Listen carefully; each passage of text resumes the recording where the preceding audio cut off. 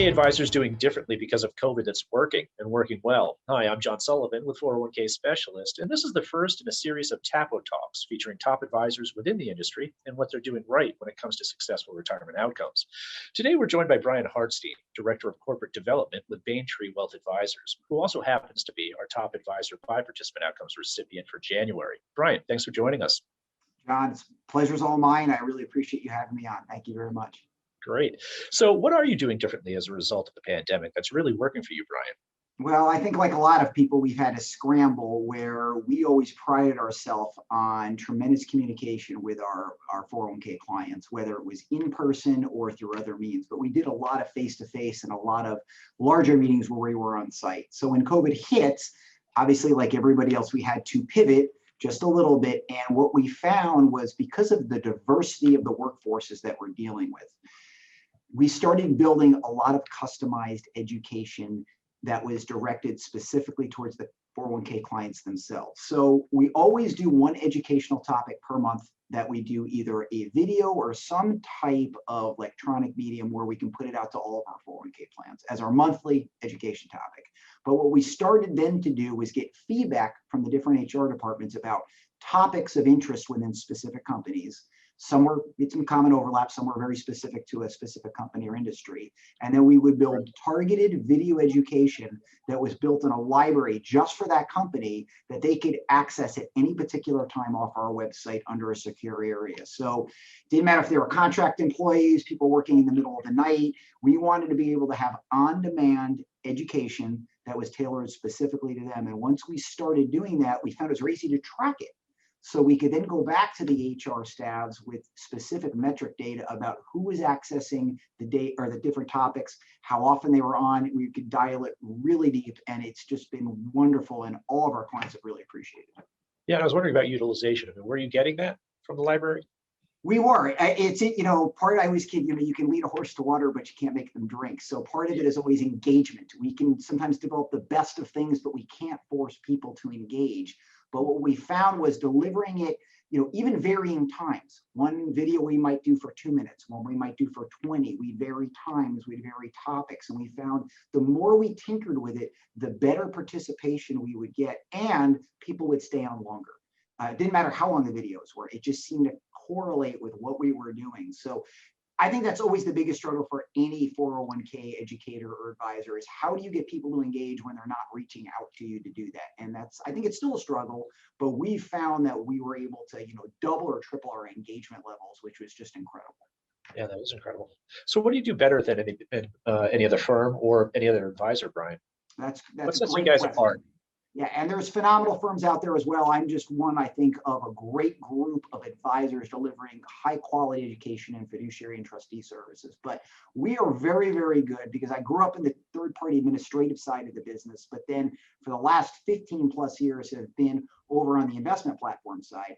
We are phenomenal at, number one, reducing internal cost in plans while reducing the amount of time HR spends on those plans because we take the heavy lifting off. We bring an incredible amount of services at the participant level from an education standpoint, from resources involving just basic general financial planning to all kinds of other services. And then finally, helping the right processes in place to reduce or mitigate trustee and fiduciary liability. Understood. So give us an anecdote of when you just knocked it out of the park. I mean, what are you really proud of? Particular situation for plan sponsors, participants, or both? One of my favorite stories is, and again, this isn't rocket science, it's just sometimes willing to be able to do that extra effort, to go that extra mile for a client.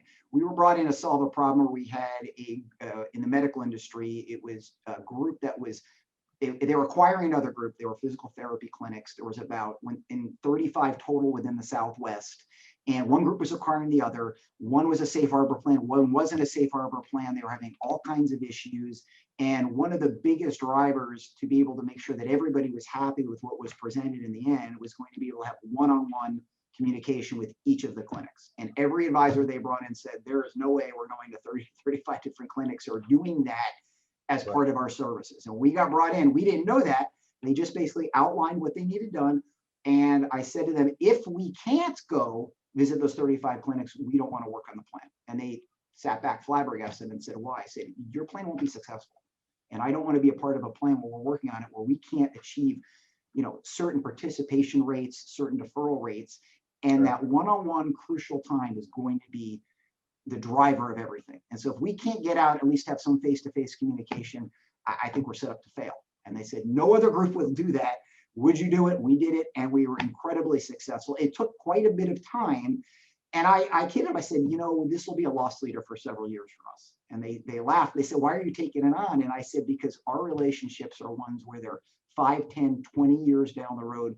We have one plan that literally my father set up in 1992, and we're still working on it. So I always feel like when we do it right, it maybe isn't some of the, the brains or doing things magically that other people aren't doing. It's just being able to understand what it's going to take to be successful and putting that extra effort to get it there. And the client's a wonderful client. It's now a very large plan, and I think it was a win-win for everybody. It's pretty incredible. I was going to ask you how you scale something like that, and the answer is you don't, at least not for a long time. You don't. And we look for long-term relationships here. And, sometimes I get a lot of business from the accounting community because of my tax background. And one of the biggest questions is, do you work on startup plans? The answer is we do. We are scaled to build on this a 1-2 person plan to a 2,000 person plan. And us, a small plan, yes, it will take more time than revenue generated. We're not concerned about revenue. We're concerned about doing it right, because those little plans have become some of our biggest plans over time. And we just don't know which ones they're going to be. So if we're built to handle it, then we want to do everything, whether it's a small plan or it's, a 2,000 person plus plan. That's an amazing opportunity. So with everything we got going on, COVID, the political situation, I mean, everything is just going kind of crazy here, the past couple of months. What are your clients asking for right now? Anything specific? It's interesting because now everything's sort of leaking out about, for Secure Act Part 2. And I always, whenever I run to somebody, I said, do you even know what Secure stands for? And most people go, no, I have no idea what that acronym stands for. And I said, it's setting every community up for retirement enhancement. So how can we enhance your retirement? So a lot of times it's more of us going back to the client saying, tell us, what's your fee? What are you hearing from your employees? We want to know positive. We want to know negative. The biggest thing that we still hear is, how are you going to deliver high quality information to us in a way that my employees can digest it? Yeah. And be able to give it to the least sophisticated person and the most sophisticated person. And they're still asking for that type of education. It's how we're delivering it that's changed. Back to that same question you said, Eddie, what are you doing differently in COVID? I still think the education is the biggest piece, and we're still hearing that from the employers. The other thing they would, I think people are looking at more is, talk to me again about auto enrollment. Talk to me again about automatic increase. Why aren't we a safe harbor plan?